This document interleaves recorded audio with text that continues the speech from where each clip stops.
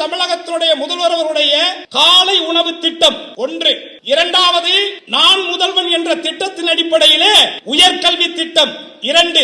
ஏழை எளியவர்கள் வீடு கட்டுவதற்காக கடனுதவி. இன்றைக்கு நேற்று அண்ணல் அம்பேத்கருடைய பிறந்த நாளை முன்னிட்டு கிட்டத்தட்ட 1000 வீடுகளை பட்டியலின மக்களுக்கு கட்டி கொடுத்து ஒட்டுமொத்த இந்தியாவையும் திரும்பி பார்க்க வைத்து, அதுவும் அந்த அம்பேத்கருடைய வம்சாவளியை சார்ந்த ஒருவரை இந்த மேடைகளை அமர்த்தி அந்த நற்காரியத்தை செய்த புகழ்மைப்புக்க ஒரு முதல்வராக இன்றைக்கு அவர் இருக்கிறார். இந்த 3 திட்டங்கள் மாண்புமிகு தமிழகத்தினுடைய முதல்வர் தளபதி அவர்களால் உருவாக்கப்பட்டது, செயல்படுத்தப்பட்டது. இந்த திட்டத்தை தான் அச்சு பிசராமல் லேபர் பார்ட்டி என்று சொல்லக்கூடிய தொழிலாளர்களுடைய கட்சி லண்டனிலே பிரிட்டனிலே இருக்கக்கூடிய பிரித்தானியாவிலே இருக்கக்கூடிய லேபர் பார்ட்டி என்கின்ற கட்சி சமீபத்தில் நடந்த தேர்தலிலே இந்த 3 அந்த மக்களுக்கு வாக்குறுதியாக கொடுத்து இன்றைக்கு வெற்றி பெற்று இருக்கிறார்கள் என்பதை விட உங்களுக்கு என்ன ஆதாரம் தேவை?